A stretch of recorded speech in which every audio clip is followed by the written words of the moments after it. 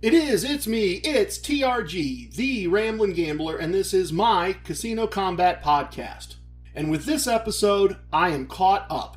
Everything is real time going forward. And what a long, strange trip it has been. Let's work before we play. Ladies and gentlemen, non-binary persons, children of all ages and persuasions who are of legal age, this podcast discusses gambling and casinos. Gambling is a morally questionable life choice. Do not gamble with money you cannot afford to lose. Do not gamble with money you need to pay your bills. My past performances are not indicative of anyone's future results, including my own. If you have a gambling problem, contact your local problem gambling hotline. If you do not know the phone number for your local problem gambling hotline, send an email to help@casinocombat.com. We will find that phone number. We will make sure you have that phone number. Everything I'm going to share with you in this podcast is based in fact. Names and dates have been altered to protect the innocent and the guilty. Minor items unrelated to outcomes may be omitted in the interest of brevity and clarity. Excellent.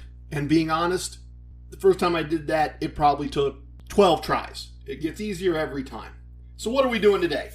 In the core concepts, we are going to talk about a consistent mistake I see people making when playing blackjack that increases the house's advantage. We are going to look at a casino wisdom number 63, which is a tactic for trip planning and making sure that even with a small loss, you win the month.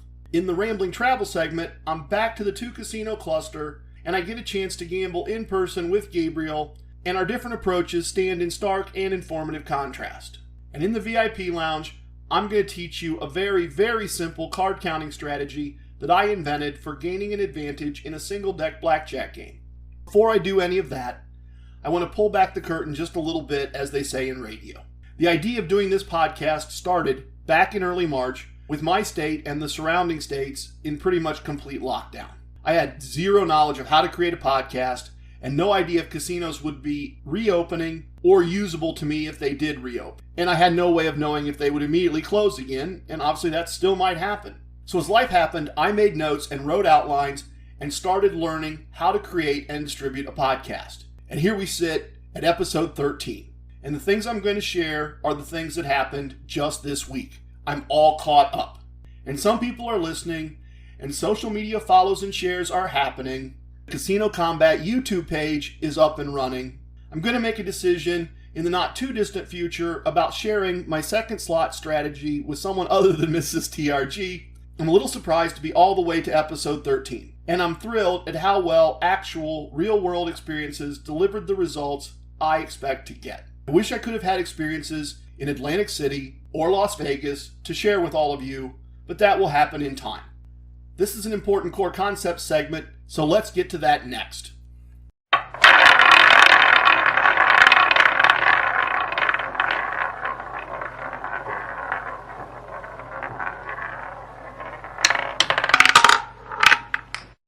One of the Casino Combat core concepts is learning a casino game with a minimal house advantage. And we know that blackjack is the game with the smallest house advantage at less than 0.30% when played using correct basic strategy. And I've said many times that while the strategies, tactics, and techniques discussed on this podcast can be applied to roulette or baccarat, blackjack is my game of choice. The key to keeping the house advantage low when playing blackjack is the correct use of basic strategy. You may recall that before Mr. Thorpe did the computer research in the 1960s, the house advantage at blackjack was unknown and unknowable. What Mr. Thorpe did was use computers to simulate the play of millions and millions of combinations of every possible hand to determine the player choice that would create the most possible wins when playing such combinations of cards. Let's look at a specific example to understand how this works in practice. In this example, the player has received a 10 value card, a 10, a jack, a queen or a king, and a 6 for a total of 16. And the dealer's card that they've revealed is a 10. The player has two choices here. They can hit, which is to say gesture for an additional card, or stay, which is to say gesture for no additional cards. Mr. Thorpe and his computers simulated this hand millions of times and determined that the player would win more hands than they would lose if they decided to hit, which is to say take an additional card. Now that does not mean, look, that on this particular specific hand you're going to win just by taking a card. Not true, not possible. You can lose in a variety of ways. The one card could be a 9 and you would lose immediately. or it could be a 2 for a total of 18, and the dealer's card that they get is a 9 for 19, and you lose again. Mr. Thorpe's basic strategy isn't telling you play this way and you win every time. It's telling you play this way and you will win this specific card combination more than not playing this way. In my lifetime, I've probably played a 16 against a dealer's 10 100,000 times. Maybe more, but let's use 100,000 in this example. And because I always used basic strategy, Mr. Thorpe's statistics say I won more than I lost. Maybe just winning 51,000 times and losing 49,000 times. But think about it. That means I won thousands of dollars over my lifetime that I wouldn't have won, and I won it because I played the hand correctly. And that is the common mistake I want to talk to you about today. And it's not a mistake in the sense of an unknowing fault or an unknowing error or it's an unforced error if we're talking about baseball. It's something you don't have to do. It's a choice that people make. And I see it all the time. I run into people who say, I don't hit my 16s, but I'm consistent. And in their minds, that consistency is a virtue. They are bragging about consistently and knowingly playing incorrectly to their own detriment. And most of them don't even realize it. I've got an illustration, an expert opinion on this to share, but first, I want to say that I'm not judging. I really want to say that. I want to say I'm not judging, but actually that's not true. I am judging and laughing at the foolishness, but on the inside. Okay? What I could say accurately is this. I really don't care. It's none of my business how other people decide to play. I mean, I might leave a table if somebody's just playing completely ridiculously and making things difficult for everyone, but that's my choice, and there are usually plenty of tables for everybody, so to each their own. But yeah, in a moment of complete honesty there, I'm actually judging anybody that comes up to me and says this, and I think they're an idiot. So years ago, I watched a documentary made by the MIT professor that was the basis for Kevin Spacey's character in the movie 21. And he was discussing a whole bunch of different casino topics, not just blackjack. He was talking about what casino placement, or what the slot machine placement on a casino floor means, or aspects of horse racing. But when discussing this exact blackjack hand, he said, consistently playing the hand wrong is deciding to repeatedly lose money you don't need to and shouldn't lose. Now, obviously, or I hope it's obvious, if you only play blackjacks once every few years, for a short period of time, how you play any specific hand doesn't matter. It's irrelevant. But if you are playing regularly, even every couple of weeks, consistently playing a hand wrong on purpose is deciding to consistently lose money you should be winning.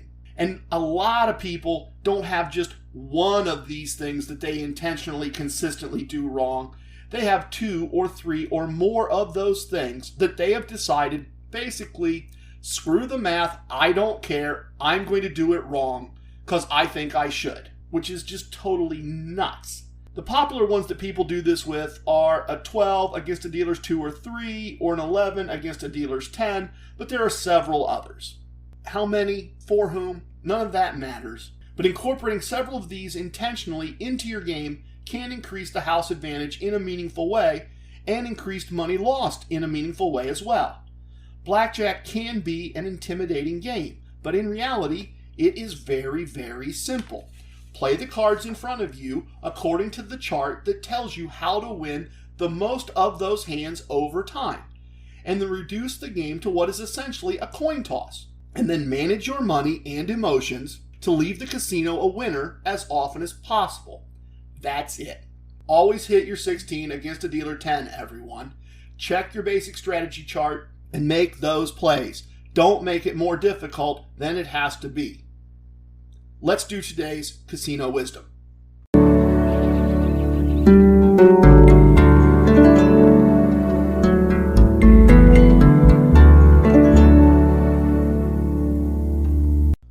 Casino wisdom number 63 is on our agenda for today. Plan around your promotions. As always, folks, a casino wisdom is knowledge plus experience put into a specific small action. As much as I think this wisdom is important, it's probably also fairly obvious with just a little knowledge and experience. But not all wisdoms are revelations from the heavens. Sometimes they are just a reminder of common sense. Now, just to be clear on what I consider obvious in this, there are all kinds of things that I prioritize ahead of casino gambling, even with doing this podcast. Real work, family, non-casino friends, all the other parts of real life, and obviously you should prioritize those that way too. It's a bit off topic, but that's kind of my brand and it's my microphone, so I'll share. One of the things that always troubles me is the signs in various casinos telling guests that leaving a child alone in the car while you are in a casino is a crime in that particular state. It is terrible and tragic that any state needs to write that law. Every episode, I tell you not to gamble with money you cannot afford to lose, and to contact your problem gambling hotline if you need help. If you even consider leaving a child alone in a car while you gamble, you have a problem. And if you don't know where to go for help, email me via help@casinocombat.com, put the K in there, and we will make sure connecting you with someone who can help is a priority. Anyway, okay, back on topic. What I'm saying in this casino wisdom is to plan a casino trip the same way you would plan a golf trip or a fishing trip or whatever other leisure activity you enjoy in your life or other people in your life enjoy. If you were planning to golf, for instance, either Thursday or Friday next week, and all other things being equal, on Thursday the golf course was giving away a free sleeve of balls with every round, and they were not doing that promotion on Friday, Thursday's the better day to play golf. Let's look at one other example and then we'll move on. Just a few weeks ago, I was getting ready to leave for Casino 2, where I had $85 in free slot play and a free bet. And I was just going to pop in, play those quickly, and then go on to Casino 1 to spend the night, because that's where I had the room comp. The mail came just as I was walking out the door, and the mail included a postcard from Casino 2 saying that starting the following day, I had an additional $15 in free play. So I quickly revised my plan and went directly to Casino 1 to spend the night. And then in the morning, went to Casino 2 to use my now $100 in free play. That $100 was actually 4 different promotions. Each was available over a range of dates, but they were all valid on this one day together. And that's what I mean when I say, using Casino Wisdom number 63, plan your trips around your promotions. Let's ramble and go over this week's trip.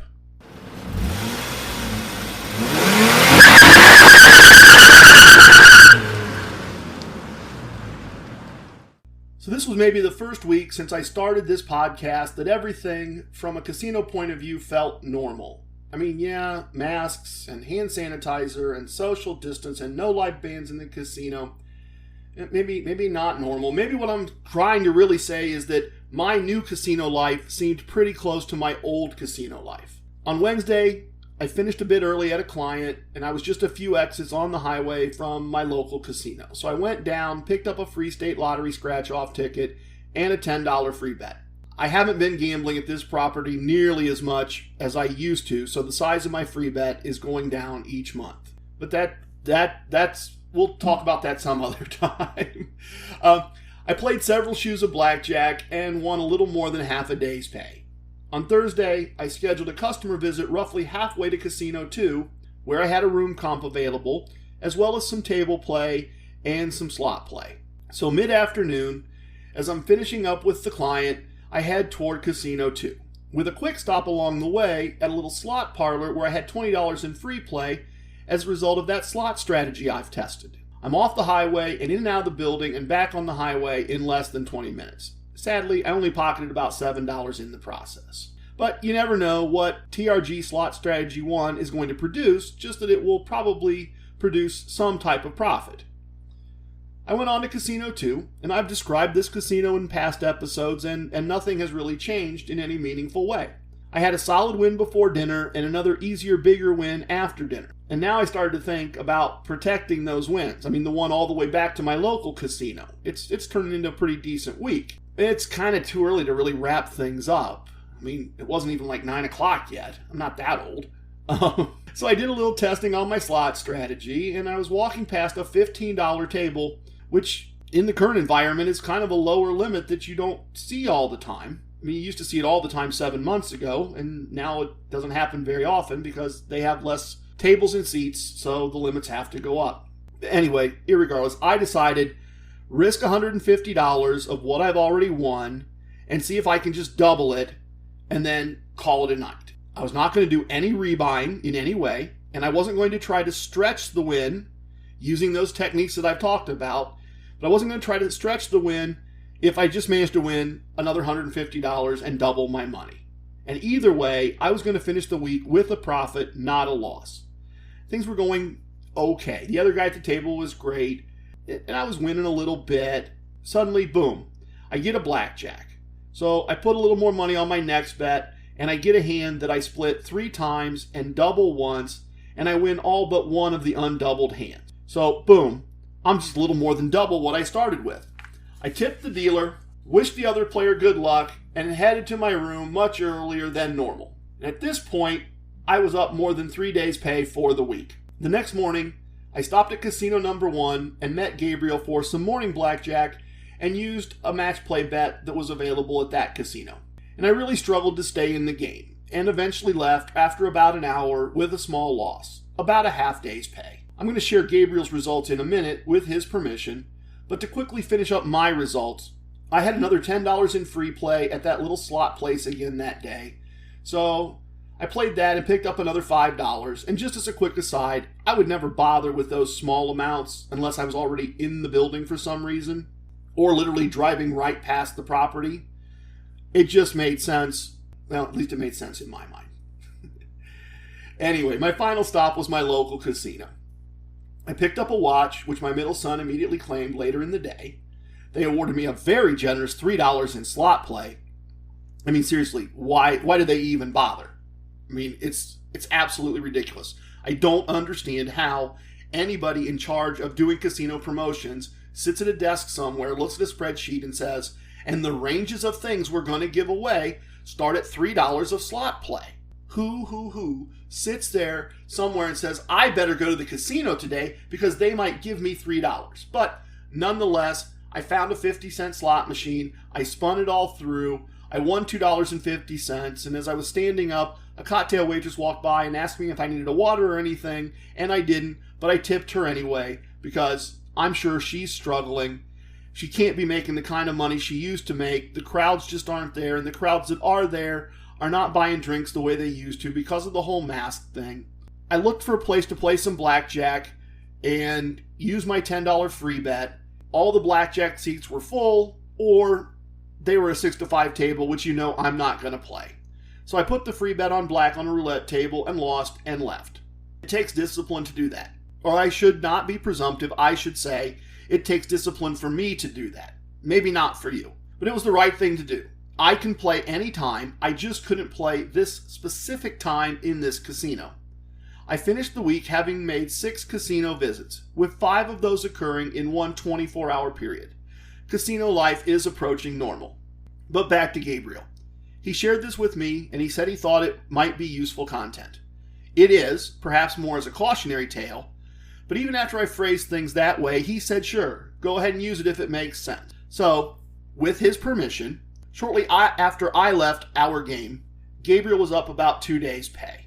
Shortly after I left, that win had been reduced to less than a day's pay in size, and eventually became a potential loss of nearly 3 days' pay. So, he had a swing equal to a week's pay, from the top to the bottom.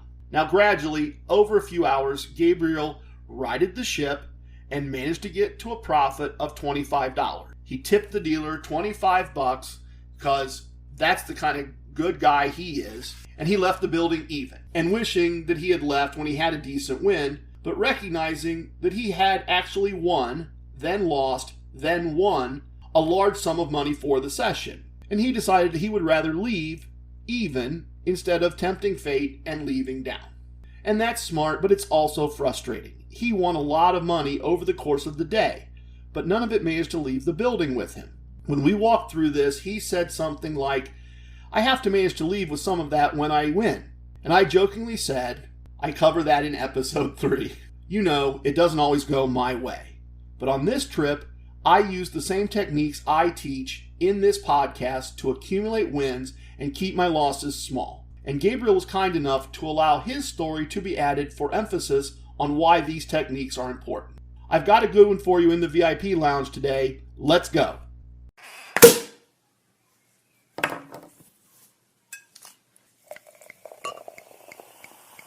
Oh, a little bit of the bubbly.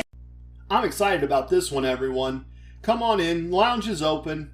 I think this deserves an adult beverage of some type, but suit yourself. In addition to the locally handcrafted sodas and artisanal pop, I also have some cider available since fall is in the air. Many years ago, I was in a small casino that only had a few single-deck blackjack games available. I hadn't done any card counting in several years and really needed a refresher to do it correctly, but I couldn't resist the opportunity, and I created a very simple and very usable card counting strategy on the spot and went to work. I wasn't there very long, but my results were solid. My method is clearly unproven and untested, but I won. I'm sharing this for illustration purposes and to show you in a very simple way how card counting works. If you have a single deck game available to you, apply this at your own risk. Most card counting systems, and there are many of them, work on the principle of keeping track of the ratio between the high cards and the low cards that have already been revealed during the course of play, and increasing your bet dramatically when most of the cards remaining to be played are 10 value cards or aces is the way you win if you're counting cards. So in my very quickly created and easy system, I only did part of that. But I knew there were only 16 10 value cards and 4 aces in a single deck of cards. So after the cards were shuffled, anytime I saw a 10 value card, I would add 10 to a running count in my head. And every time I saw an ace, I would add a 1 to that total. So in my head, it's going something like this: 10, 20, 30, 31, 41, 51, 52. Now that number is always going to be between 0 and 164. And the closer to 0 it is, the more 10s and aces still remain. When the dealer is going to shuffle, we're going to start that count over and we're going to keep track of it. And as each deck continues to be played, the lower that number stays, the closer that number stayed to 0, the larger my bet got until we shuffled and started everything again. And if the numbers got really large really quickly, I'd keep my bet at the table minimum, or even in some cases withdraw from the game until the cards were shuffled again. It's not nearly as precise as any of the more advanced systems that are out there, but I like the fact that I could look at the cards in the dealer's hand before they passed out the next set of cards and see that there were only a few hands remaining. And if my count was still small, I'd know, for instance, wow, 11 out of 16 10 value cards are still in the deck and there are 3 aces remaining, and up my bet would go. This system of card counting does this all very easily and without a great deal of mental math. So at least as an illustration, that is how card counting works. If you have a single deck game available, you are welcome to give it a try while being aware of the risk of trying something I made up spur of the moment that worked for me once. And if you do try it, let me know the results. I have spoken. Everything you heard here is true from a certain point of view. It's time for leaving, and I hope you understand I was born a ramblin' man. If you have questions, send them to questions@casinocombat.com. If you have techniques to share, send them to whatido@casinocombat.com. Don't forget, we spell combat with a K. Love it, hate it, it don't matter. Please share with your family and friends. Goodbye, everyone.